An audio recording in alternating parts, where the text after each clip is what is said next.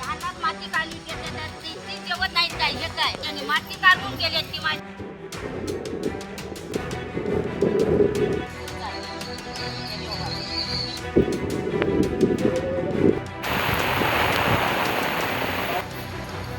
तिला घरात येऊन हात दार लावून गेली ठेवली. जुलैच्या शेवटच्या आठवड्यात त्याने अचानक वन कर्मचाऱ्याने जवळजवळ 40-50 कर्मचारी आले आणि इथं येऊन ज्याने ह्या 3 कुटुंबावर अतिशय त्यांच्याने मोठा म्हणजे हे बघण्यासारखं पण त्यांनी करायला नाही असं शेताचं घराचं सगळं उद्ध्वस्त करून टाकलं आहे. आणि आम्ही आता ह्या 3 कुटुंबांनी कसं राहायचं आणि जगायचं कसं ह्या कर्मचाऱ्यांनी असं जे केलं आहे ह्या सरकारने ह्याच्यावर दखल घ्यावं. आता हे आम्ही ह्या पावसात म्हातारा पाऊस म्हणजे सर्वांना माहीत आहे किती जोर पाऊस असतो. ह्या पावसात त्यांच्यानी घर पाडून ह्या शेती आता लावायच्या आयत्या वेळी त्यांनी JCB आणून डोजर आणून बुलडोजर ते काय म्हणतात ते JCB त्यांनी सगळं हे करून ज्याने टाकले. JCBने आता नांगरून सगळं ढीग लावलं आणि त्याच्यावर माती ओढली. आता ह्या कुटुंबाला आम्ही प्रत्येकाच्या घरात 4-5 माणसं आहेत, 5-6 माणसं. पोरं आता शिक्षण पण आमची काय एक माझं पोरगा आहे ते शिक्षणला आहे म्हणजे 7वी-8वीला आहे. हे फॉरेस्ट खातं आमच्या पोरांना पुढं पाऊल टाकून देत नाही, ते पाऊल वाढा लागल्यात. बाकी सरकार आमच्या पोरांना आता आमचे आमदार साहेब हे आम्हाला पाणी केले सगळे केले. परत तुम्हाला सांगतो आमच्या पोरांच्या शिक्षणासाठी शाळा पण इथं 5वी-6वी शाळा सुरू केली. परत आमच्या लाईट नव्हती, आमदार साहेबांनी सहकार्य केले. फॉरेस्ट खाते आमच्या पोरांचं पाय वाढा लागल्यात, पुढं जाऊनच देणं झाल्यात. आणि फॉरेस्ट खाते आमच्या पोरांना आम्हाला अन्न जर हे बघा धान्य मळलं आणि धान्य जर हे केलं तर आमच्या धान्यापासून ज्याने आम्ही आता पोरांना काहीतरी शिजवून भाजून हे करू आणि काहीतरी उदरनिर्वाह करून आम्ही कामधंदा रोजगार करून ज्याने पोरांचं शिक्षण करत होतो. आणि आता अन्नात माती घालून ज्याने अन्नात माती घालवली. या टायमाला आम्ही काय करावं? नाहीतर त्यांच्याने सरकारनं या फॉरेस्ट खात्याने आम्हाला डायरेक्ट मारून तरी टाकावं नंतर काहीतरी करावं. हे रोज सण करायला होईना झालंय. काय करावं सांगा ह्याच्यात आता ह्या 3 कुटुंबावर मोठा संकट पडलेला आहे. आणि आमचे ढोरं आता ह्या मांगरात ढोरं होती विस्कडल्यावर ढोरं पण आता बेपत्ता आहेत. जवळजवळ आठवडा झाला आम्ही शोधत आहे खरं ढोरं. आमची धनगराची ढोरं म्हणजे एकदा बुजली तर पुन्हा घरी यायचं म्हणजे भाऊ कष्ट आहेत.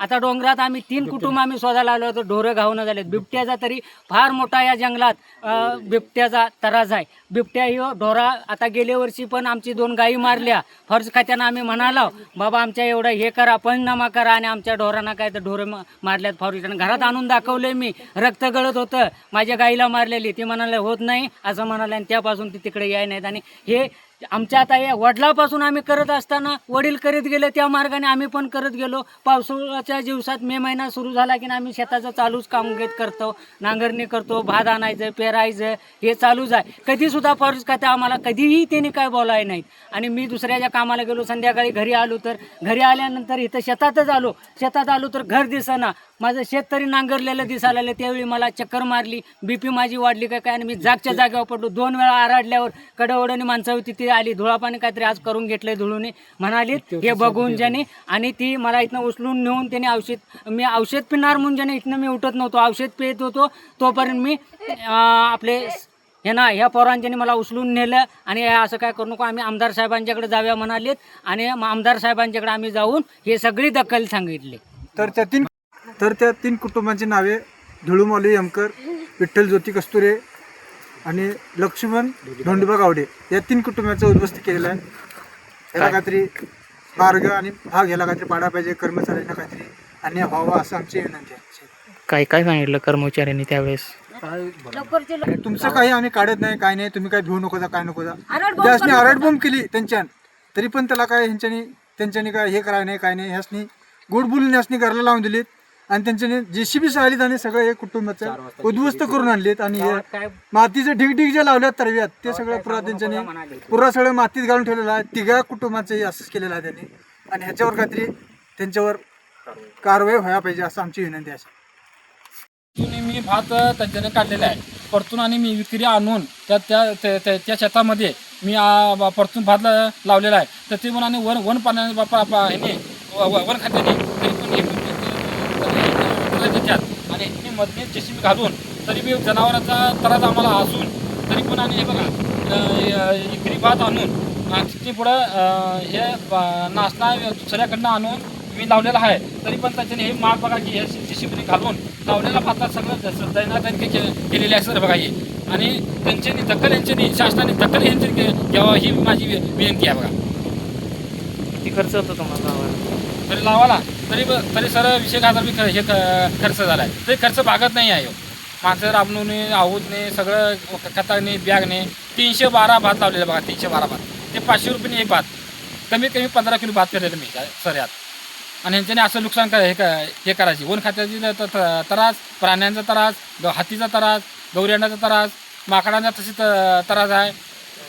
जगायचं का आम्ही मारायचं ते शासनाने आम्हाला सांगायचं. आता नेऊन ह्यांच्याने टाकलेलं लावलेलं भात ह्याच्यामध्ये आत टाकलेलं परतून आणि लावतील म्हणून ही अशी नुकसान आमची केलेली आहे. का टाकलं त्यांनी? हे असं काय टाकलं मी नको म्हणतो सर, असं लावलेलं आता राहू दे म्हटलं. तरी पण त्यांच्यानी माझं भात मी लावलेले तिला टाकून द्या.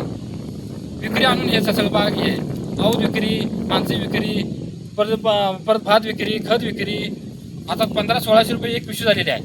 आणि यांच्यानी असं नुकसान करून आमची सगळं तैनातीने हे केलेले आहे असं. आणि हे बघा हे भात असं ती बी एका जागा तिथे ठेवा नाही, हे सर डायरेक्ट आतमध्ये टाकलेलं आहे सर. हे बघा लोकांनी आपल्याला की ते तुम्ही अतिक्रममध्ये हायचा किंवा मालकीत हायचा ते काही करायला सर्वे करायला नाही, काय नाही. पण त्याच्यामुळे आपल्याला माहितीच नाही ना त्याचं काय करायला लागतंय म्हणण्याचं. आम्ही दावे वगैरे काहीतरी आम्हाला माहित असतं तर आम्ही केलं असतं. तो आमच्यावर केशी टाकल्या असत्या, बाबा तुम्ही अतिक्रममध्ये यायचा, तुम्ही कसून खातायचा, तुम्ही याच्यावर तुमच्यावर केशी टाकूया, तुम्ही अतिक्रम करताय म्हणून.